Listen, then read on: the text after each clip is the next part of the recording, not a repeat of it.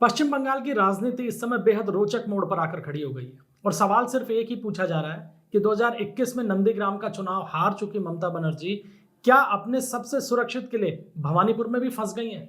एक तरफ जहां शुवेंदु अधिकारी की ललकार है तो वहीं दूसरी तरफ एसआईआर प्रक्रिया के तहत बंगाल से करीब 90 लाख वोटर्स के नाम कटने का दर्द भी है। और इन सब के बीच आता है मैट्राइज का ओपिनियन पोल जो साफ तौर पे दिखा रहा है कि बंगाल का चुनाव एकदम नेक टू नेक की फाइट के अंदर आकर फंस गया है। तो इस सर्वे ने क्या ममता बनर्जी की नींद उड़ा दी है? क्या बंगाल में वाकई परिवर्तन होने वाला है? आइए समझते हैं इस पूरे गणित को। भवानीपुर, जिसे ममता बनर्जी का सबसे अभेद्य दुर्ग कहा जाता है, इस बार वहां मुकाबला कांटे का नहीं बल्कि खतरे का हो गया है। बीजेपी ने एक बार फिर ममता के पुराने साथी और अब यूं कहें तो सबसे मजबूत प्रतिद्वंदी नंदीग्राम के विजेता शुवेंदु अधिकारी को यहां भी चुनाव मैदान में उतार दिया है।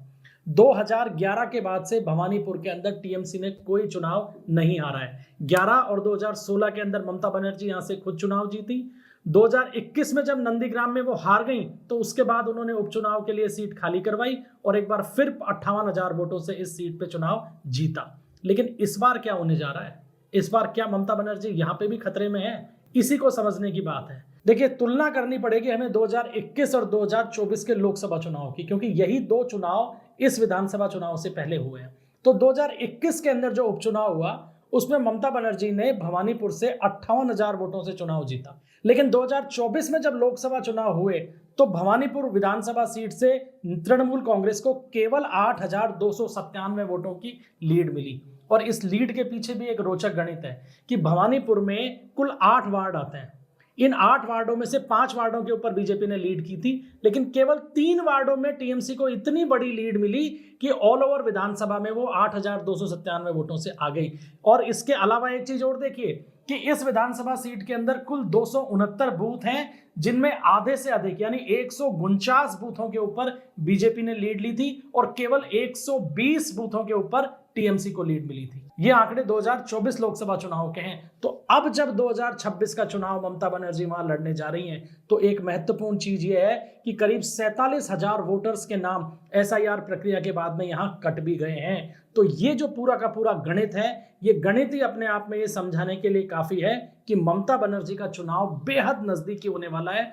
कुछ उसी तर्ज के ऊपर यह चुनाव जाने वाला है जैसा कि नंदीग्राम में हुआ था। परिणाम क्या होगा ये अभी नहीं कहा जा सकता, लेकिन ममता बनर्जी यहां फंस गई हैं ये जरूर तय है। चुनाव आयोग के अभी तक के आंकड़े बताते हैं कि भवानीपुर में एसआईआर के तहत करीब 47,000 लोगों के नाम कटे और इसने बीजेपी की उम्मीदें भी बढ़ा दी हैं। इसके अलावा करीब 14,000 नाम विचाराधीन है, जिन पे भी अगले 24 घंटों के अंदर फैसला हो जाएगा। अब अगर जातीय समीकरण की बात करें भवानीपुर की, तो यहाँ 42% मतदाता तो बंगाली हिंदू हैं, जबकि 34% गैर बंगाली हिंदू हैं और मुस्लिमों की आबादी है करीब 24%। ये 24% वोट जो है ये ममता बनर्जी का बिल्कुल पक्का वोट बैंक है और ममता का साथ किसी भी हालत में नहीं छोड़ता है। यही कारण है कि केवल 3 वार्डों से इतनी बड़ी लीड मिली ममता बनर्जी को कि लोकसभा चुनाव के दौरान भी इस सीट से अंत में गिरते पड़ते टीएमसी को लीड मिल गई। लेकिन अब हालात बदल गए हैं।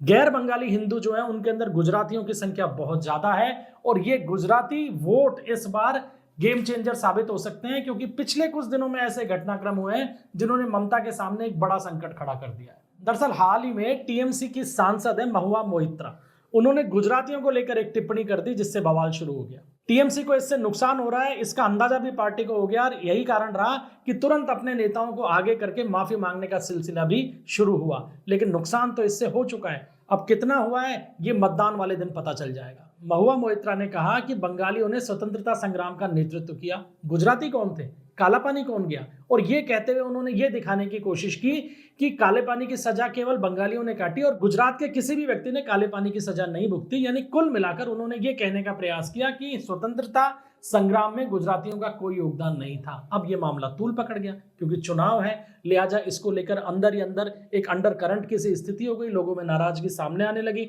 इसके बाद टीएमसी तुरंत बैकफुट पे गई। ममता बनर्जी ने भी अंदर खाने इस पर नाराजगी जताई और अपने कार्यकर्ताओं को, नेताओं को आगे किया, लोगों से माफी मांगने का सिलसिला शुरू हुआ।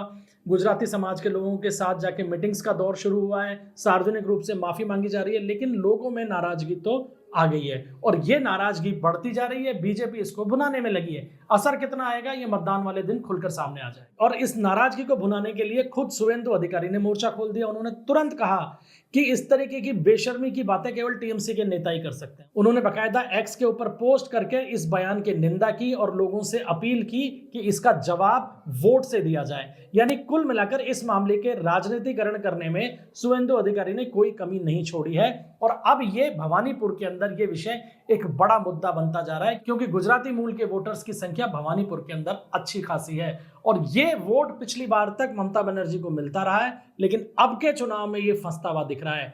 एसआईआर का असर है, गुजराती वोटर्स नाराज हैं। इसके अलावा एक एंटी इनकम्बेंसी का माहौल तेज होता जा रहा है। गैर मुस्लिम वोटर्स बीजेपी के पक्ष में लामबंद होते जा रहे हैं। यानी कुल मिलाकर इस विधानसभा सीट के ऊपर भी वही फैक्टर दिख रहा है जो पूरे बंगाल में दिख रहा है कि हिंदू वोटर्स कंसोलिडेट हो रहे हैं बीजेपी के पक्ष में। अगर ये कंसोलिडेशन भवानीपुर के अंदर भी उसी तरीके से हुआ जो कि बाकी बंगाल के अंदर हो रहा है, तो निश्चित रूप से भवानीपुर का परिणाम भी चौंकाने वाला आएगा। और ये जो आंकड़े मैं आपको बता रहा हूं, इनकी पुष्टि अब धीरे धीरे ओपिनियन पोल्स के माध्यम से भी होने लगी है। मैट्राइज का ओपिनियन पोल सामने आया है हाल ही में, जो साफ तौर पे बताता है कि बंगाल कितने कांटे की टक्कर में फंस चुका है।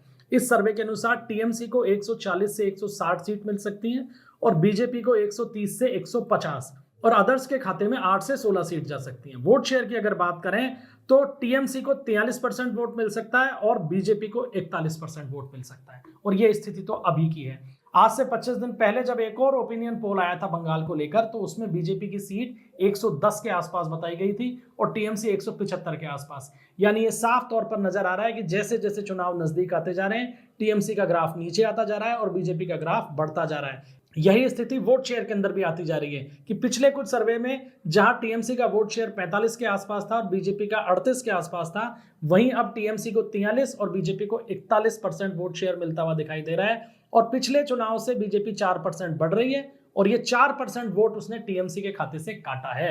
तो ये साफ तौर पर यह पुष्टि होती है बीजेपी बढ़त के ऊपर है और बीजेपी लगातार टीएमसी के अंदर सेंधमारी करती हुई दिखाई दे रही है, टीएमसी के वोट बैंक के अंदर, और यह स्थिति चुनाव तक बढ़ेगी। अब इसके अंदर पेच सिर्फ एक ही है, हिंसा, कि बंगाल में चुनाव हिंसक होते हैं। अगर हिंसा का माहौल बना और बीजेपी का वोटर डर के मारे निकला ही नहीं, तो इसका नुकसान बहुत जबरदस्त तरीके से बीजेपी को हो सकता है। और अगर मतदान प्रतिशत अच्छा हुआ, वोटर निकला, तो फिर बंगाल के अंदर एक बड़ा धमाका होगा। इसकी तैयारी कर लीजिए। तो इन तमाम बातों का निष्कर्ष यह है कि 90 लाख वोटर्स का कटना, भवानीपुर में लीड का गिरना और शुवेंदु अधिकारी का आक्रामक अंदाज, ये सब इशारा कर रहे हैं कि 2026 में ममता बनर्जी के लिए राह आसान नहीं है। क्या मां माटी मानुष का नारा इस बार परिवर्तन के शोर में दब जाएगा? आपकी राय क्या है? भवानीपुर में किस तरीके का नतीजा आता हुआ आप देख रहे हैं? कमेंट सेक्शन में अपनी राय जरूर दीजिएगा। वीडियो अगर पसंद आया हो तो इसे लाइक कीजिएगा, शेयर कीजिएगा और चैनल को सब्सक्राइब जरूर कीजिएगा। मिलते हैं अगले वीडियो में, तब तक के लिए इजाजत दीजिए। जय हिंद, जय भारत।